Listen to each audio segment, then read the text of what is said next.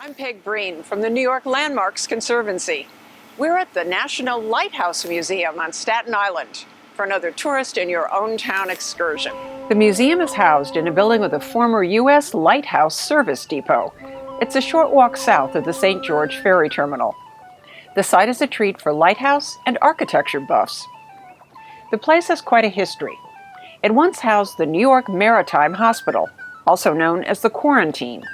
Long before Ellis Island opened in 1892, immigrants with health issues were held here as the first line of defense against infectious diseases. A mob burned the complex in the 1850s after a series of epidemics.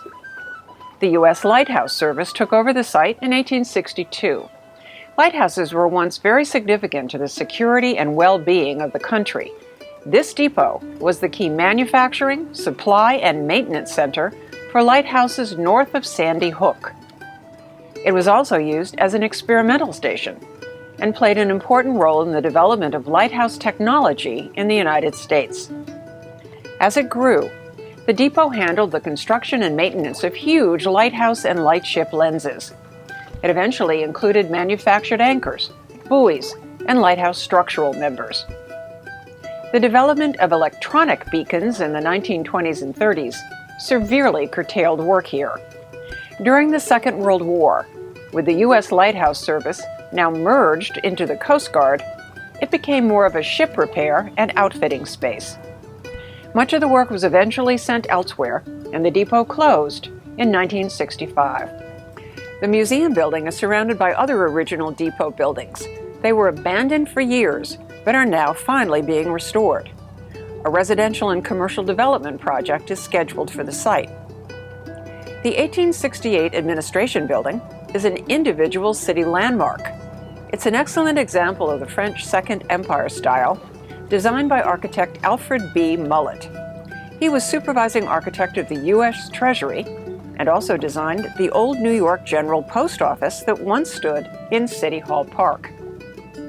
The museum includes a miniature lighthouse displaying a collection of tiny lighthouse replicas.